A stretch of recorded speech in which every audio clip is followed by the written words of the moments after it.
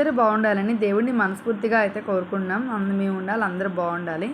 ఈరోజు మన వీడియో ఏంటంటే, మొన్న పోయిన ఆదివారం చేపల వీడియో, మా వారు చేపలు చందువా చేపలు తెచ్చారని ఒక వీడియో షేర్ చేశాను కదా. ఆ రోజునే ఇట్లా నెత్తలు చేపలు కూడా తీసుకొని వచ్చారు. ఈ నెత్తళ్ళు చేపలు కూడా మనకి సీజన్లోనే దొరుకుతాయి, కార్తీక మాసంలోనే. చాలా బాగుంటాయండి ఈ చేపలు కూడా. చిన్నవనే కానీ చేసుకోవడానికైతే నాకు ఒక 2 అవర్స్ 2.5 అవర్స్ పట్టింది. కానీ టేస్ట్ అయితే అద్దుర్సు. నాకు చాలా ఇష్టము ఈ ఫిష్ అంటే, చిన్నవి నెత్తళ్ళు చిన్న చేపలు అంటే. దగ్గరికి మనం చింతపండు లేకుండా దగ్గరికి గ్రేవీలా పెట్టుకుంటే చాలా అంటే చాలా అదిరిపోతుంది. కుక్కర్లో మా వారు తిన్నారు కదా ఈ కర్రీనే. నేను ఈ కర్రీ వీడియో కావాలంటే ఈసారి చేసినప్పుడు పెడతానండి తప్పనిసరిగా.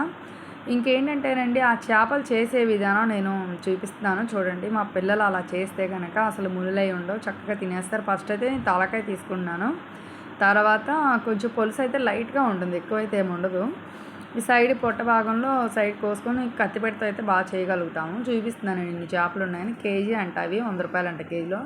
కానీ ఆ కేజీ తెచ్చుకొనే 2.5 గంటలు పట్టిందండి. ఇంకెక్కువ తెచ్చుకుంటే ఇంకా నడువులు పడిపోతాయి చేయలేక.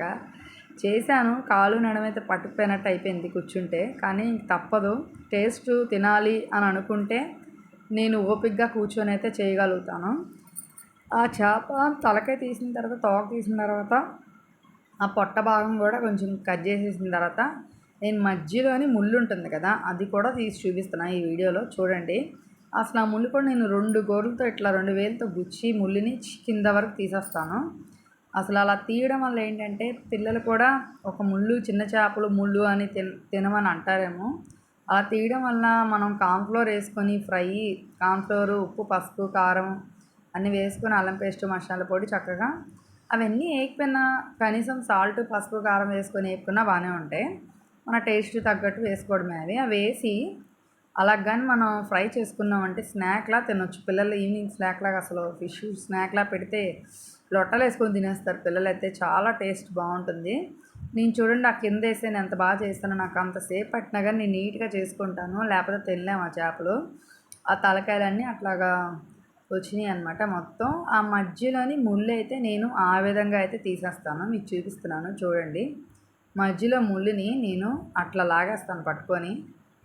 ఆ గోర్లు 2 వేలు ఇట్లా మధ్యలో పెట్టి, అదిగోండి ముళ్ళు మీకు చూపిస్తున్నాను చూసారా.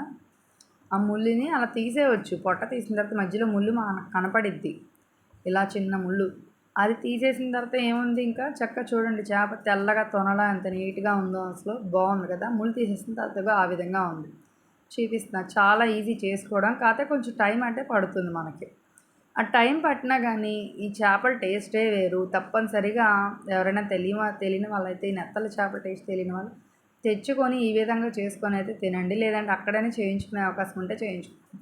మనకి ఇంత చిన్న చేపలు మార్కెట్లో చేసి ఇమ్మంటే, ఏందమ్మా పోమ్మా ఈ చేపలు ఎప్పుడు చేస్తామంటారు. ఎందుకంటే గుంటూరులో కొంచెం ఆ మార్కెట్ అయితే బిజీగానే ఉంటుంది.